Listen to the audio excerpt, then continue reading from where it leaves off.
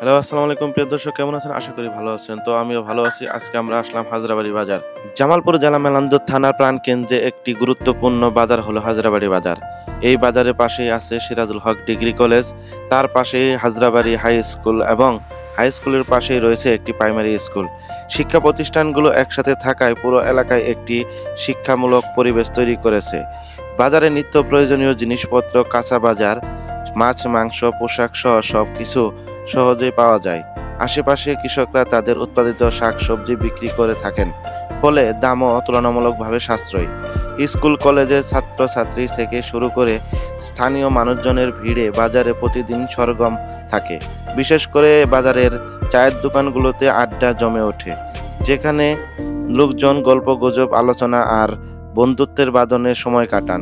সব মিলিয়ে হাজরাবাড়ি বাজার শুধুমাত্র কেনাকাটার জায়গাই নয়, বরং শিক্ষা ও সাংস্কৃতিক আর সামাজিক যোগাযোগের মিলন মেলা।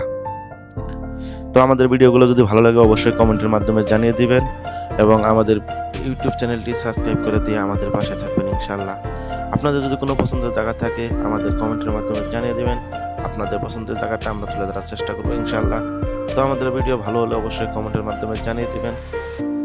তো চলুন বাজারের আশপাশটা একটু ঘুরে দেখা যাক।